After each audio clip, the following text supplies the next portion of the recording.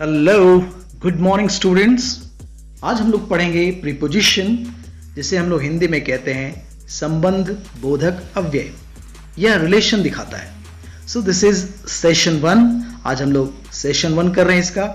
इसके अलग अलग पार्ट्स को हम लोग धीरे धीरे करते जाएंगे और हम लोग सीखते जाएंगे। आइए शुरू करते हैं प्रीपोजिशन।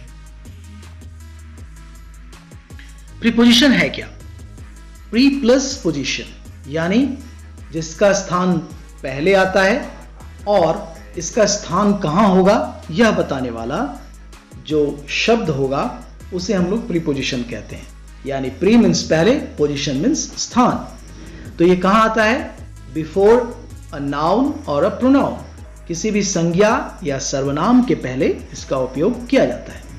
हेंस हम लोग क्या कह सकते हैं? प्रीपोजिशन इज दैट वर्ड, यानी संबंध बोधक अव्यय वह शब्द है और फ्रेज या वह शब्द का समूह है which is placed before a noun और अ प्रोनाउन, जिसे हम किसी संज्ञा या सर्वनाम के पहले रखते हैं। अ प्रीपोजिशन और a prepositional phrase shows the relationship of that noun or pronoun with some other word in the sentence। एक प्रीपोजिशन जो होता है या कोई प्रीपोजिशनल फ्रेज जो होता है वह एक संबंध दिखाता है उस संज्ञा या सर्वनाम के साथ, उस वाक्य में अन्य शब्दों के साथ उसका क्या संबंध है यह प्रीपोजिशन बताता है। So I hope you understand कि प्रीपोजिशन कहते किसे हैं, right? Now we have places of preposition. हम लोग प्रीपोजिशन को कहां रखते हैं, ठीक है? हम देख सकते हैं किसी वाक्य में प्रीपोजिशन को जिन जिन स्थानों पे देख सकते हैं, वो स्थान कौन कौन से हैं? In the beginning of the sentence, वाक्य के शुरू में।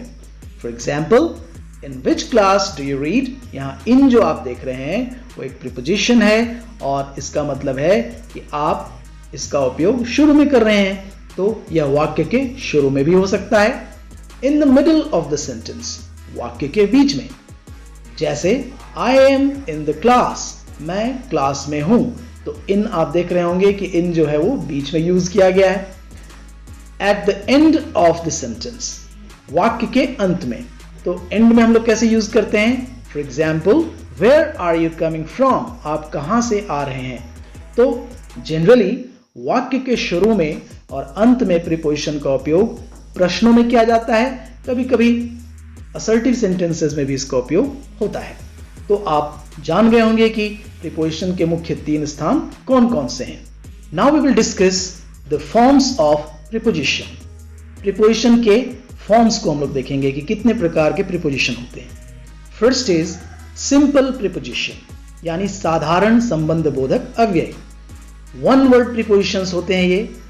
For example, in, on, of, from, by, till, under, over, ये जितने भी प्रीपोजिशन हैं वन वर्ड प्रीपोजिशन है और ये सिंपल प्रीपोजिशन कहलाते हैं। Now we have compound preposition, जिसे हम लोग मिश्रित संबंध बोधक अव्यय कहते हैं, formed by adding a prefix to a noun, adjective और adverb.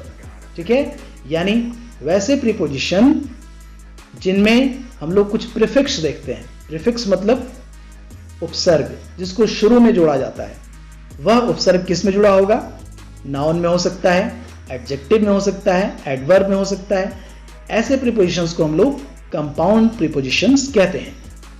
So prefix to a noun, adjective और एडवर्ब, यानी संज्ञा, विशेषण और क्रिया विशेषण में उपसर्ग जोड़कर बनाया हुआ संबंध बोधक अव्यय मिश्रित संबंध बोधक अव्यय कहलाता है। Like about, above, across, along, amidst, among, amongst, around, before, behind, below।